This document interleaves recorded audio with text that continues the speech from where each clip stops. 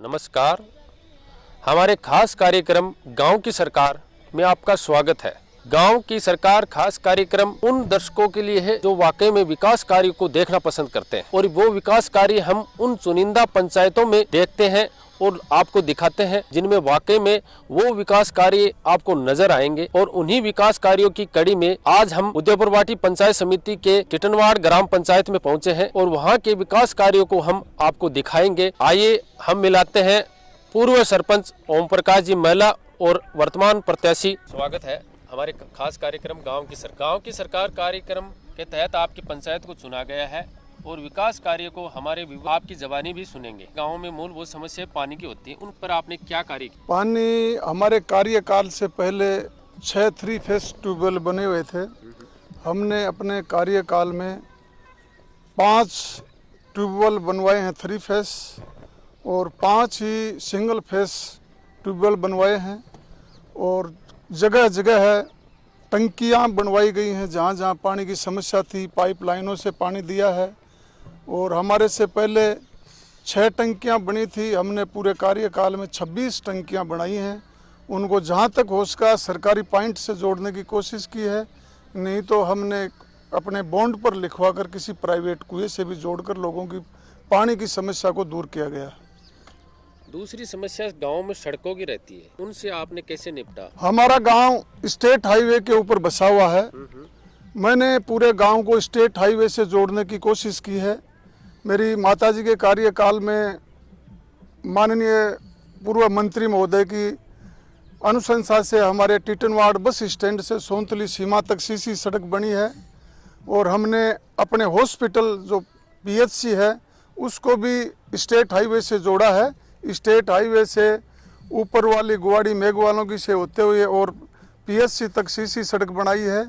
इसके बाद state highway से ही हमने सीसी सड़क और इंटरलॉकिंग सड़क बनाकर और अंबेडकर भवन को जोड़ा है।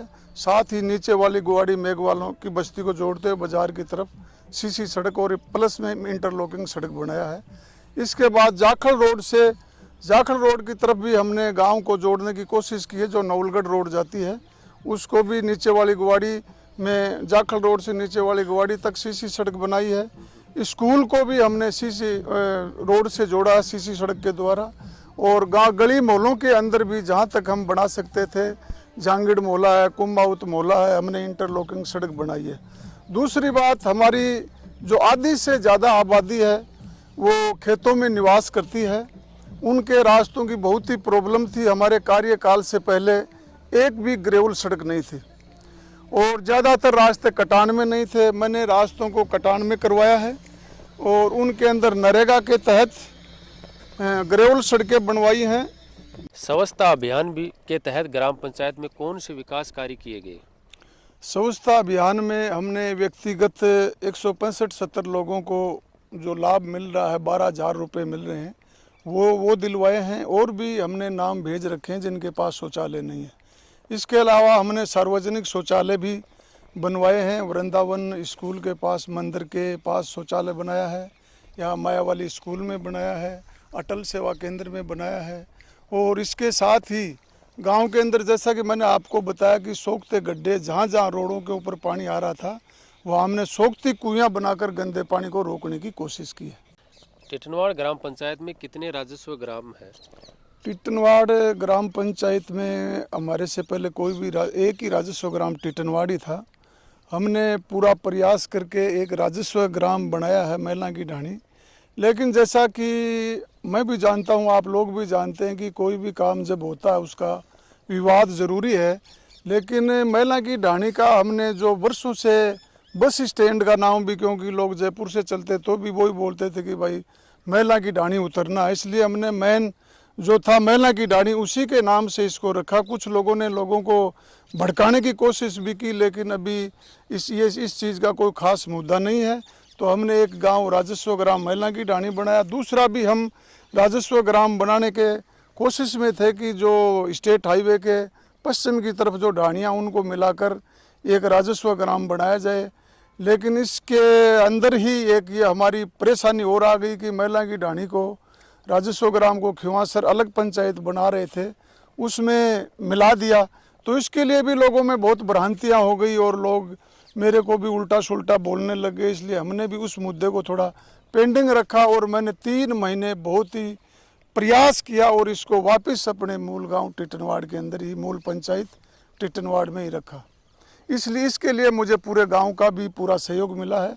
इसके लिए मैं सभी ग्रामवासियों को धन्यवाद देता हूं कि सभी के प्रयासों से हम महिला की ढाणी को वापस टिटनवाड़ ग्राम पंचायत में ही रख पाए। इस बार कोरोना महामारी में ग्राम पंचायत की ओर से क्या किए गए वो भी बताइए हमारे दर्शकों को। कोरोना काल में हमारे गांव में बाहर से मजदूर आकर रहते हैं, यहाँ लगभग 220-22 मजदूर थे। उनको हमने उनके गांव में भिजवाने का काम किया। उनके पास किराए के पैसे नहीं थे, हमने अपनी तरफ से 1-2 आदमियों ने मिलकर उनको किराए का इंतज़ाम किया, उनकी मेडिकल कागज़ वगैरह बनकर उनके गंतव्य स्थान पर पहुंचाया।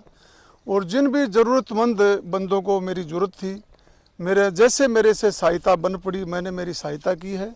और दूसरा भी एक ग्रुप हमारा काम कर रहा था जो ज़रूरतमंदों को राशन के किट पहुंचा रहा था। दूसरा सरकार की तरफ से भी हमें 150 किट मिले थे, जो कि ग्राम सेवक के साथ मिलकर हमने ज़रूरतमंदों को दिलवाया है। गांव को, पूरे गांव और ढाणी को एक बार मैंने सैनिटाइज कराया है। बच्चों की शिक्षा को लेकर भी कोरोना में अड़चनें आई हैं, तो बच्चों की शिक्षा को लेकर आपने क्या किया?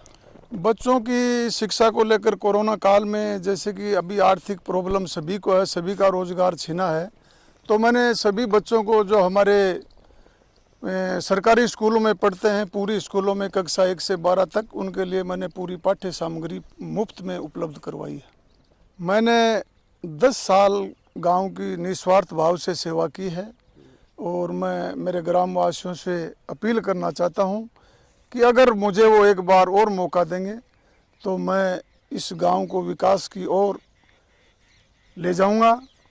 और मेरा समस्त ग्रामवासियों से निवेदन है कि अपना वोट सोच समझकर, जैसे कि मैंने 10 साल पूरा अपना टाइम दिया, पूरा प्रयास किया है, इसको मद्देनज़र रखते हुए अपना कीमती वोट मुझे देने की कृपा करें ताकि गांव विकास की ओर अग्रसर होता रहे। ये थे हमारे टिटनवाड़ पूर्व सरपंच और वर्तमान प्रत्याशी ओम प्रकाश जी मेला।